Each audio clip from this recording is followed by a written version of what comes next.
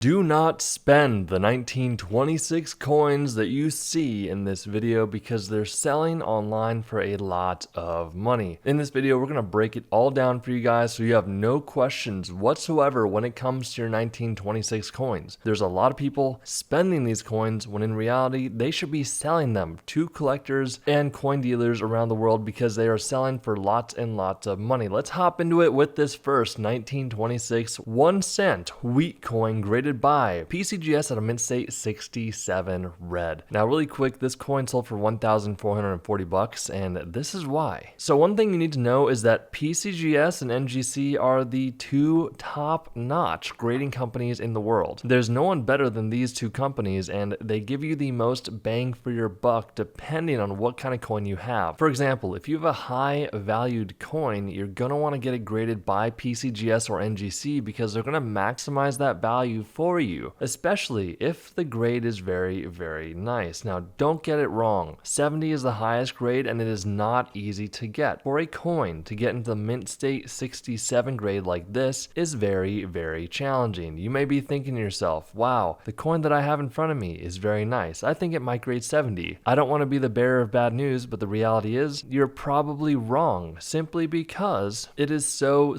challenging to get that high of a grade. Think of it like this. Every single grade difference you have that goes up, the more value it's going to bring. For example, this coin right here that you're looking at on your screen that sold for $1,440, if it was to have gotten a 68 grade, instead of it selling for $1,400, it probably would have sold for $3,000 to $4,000. A 69 would sell for $5,000 to $7,000, and a 70 is probably worth $15,000 plus. If you have a rare coin, what you're really going to have to do is contact a few rare coin experts. That's what we recommend. You don't want to get scammed and ripped off just showing one person. Definitely do not bring your coin to a pawn shop because they will definitely rip you off. Let's go to the next coin. We'll be brief on this coin, but before the Roosevelt dimes, the US was producing these Mercury dimes. Now, Mercury dimes are very collectible. You do have the winged Liberty head there on the front featuring Lady Liberty. A lot of people confuse this coin with the Roman god Mercury, which is why it has the name Mercury dime. However, a very collectible coin, highly sought after by collectors all around the world. This example in the mint state 67 sold for $1,500. Now, this coin looks very scratched up and beat up, but it sold for $2,640. The reality is, this coin is graded by PCGS at a mint state 65, and it looks scratched because the holder is scratched. Now, please, guys, I'm telling you this. If you ever want to sell your coin on an auction platform like Heritage or Stack's Bowers or Great Collections, these are all very reputable companies. However, don't send in your scratched coin holder. Optically, it looks very bad. I can nearly guarantee you that if the coin picture did not look like this, all scratched and gross, it would have sold for more money. You know, looking at it from a collector's standpoint, if I'm going into this wanting to buy this beautiful coin and it looks all scratched up and gross, I'm not going to want to pay as much for it. Even though I might know that in reality, technically, the coin is not damaged whatsoever. It's just a bad look overall. Do not get your coin holder scratched too much because it's going to look like this. I mean, you can always reholder the coin. It will cost a fee anywhere between $5 and $15 to reholder the coin. However, this example, because the 1926D coin with that Denver mint mark below the date, it got graded by PCGS at a mint state 65. It sold for $2,640. Alright, this coin has an S mint mark below the date, so it's the same exact grade as the previous coin at a 65. However, this example sold for $14,400. That is a big price difference there for these two coins. They are both wheat cent coins. Do understand that the wheat cent penny was produced from 1909 to 1958, and then in 1959 the memorial cent coin came into production, but we want to focus on why this coin sold for so much money. I do want to show you a diagram very quickly of the red, brown, and brown designations. So the big factor here is mainly going to be that mint mark below the date standing for the San Francisco Mint. Typically speaking, San Francisco produces less coins than Philadelphia and Denver, and in this case, this coin was able to bring $14,400. If you have a coin like this, please keep it very, very safe. Here we have a standing Liberty quarter. So before the Washington quarter, the US was producing these coins, these stunning, beautiful coins. Very cool, very fascinating. This example, because it graded by PCGS at a 65, it sold for a staggering $30,000, $90,000 for this 1926S 1 cent coin. Now you may be asking yourself, why did this coin sell for $90,000?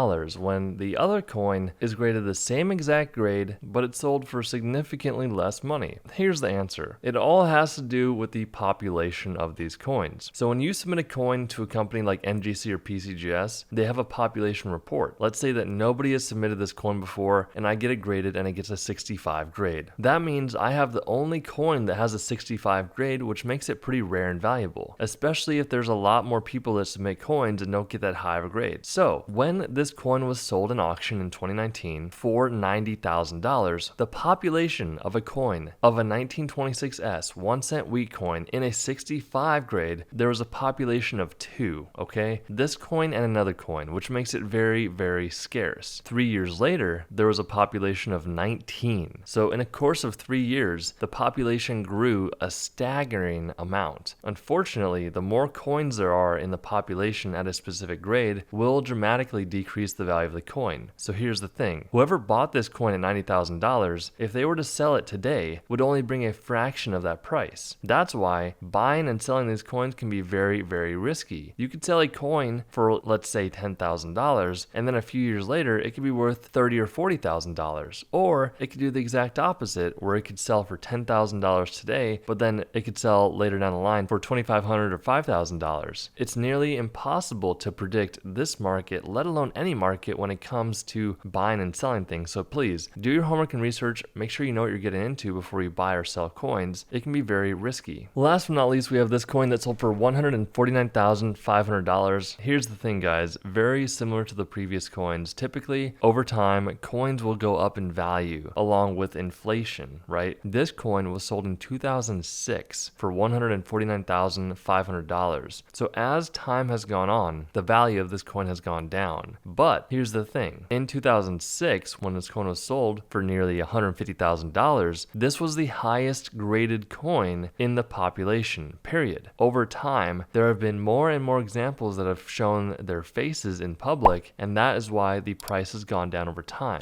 It may not be exactly what you want to hear. Do keep in mind that this coin is very, very rare and valuable still. I would rather tell you the truth and not inflate the numbers and try to make it seem like these coins are worth more money when they're actually not. The reality is, this is a genuine sale. This actually happened. It was paid for in full in the 2006 sale on Heritage Auctions, and that's just the reality. If you guys want to dive deeper into the world of coin collecting, then I highly recommend you check out our free coin and currency ebook down below, and we'll see you in the next video.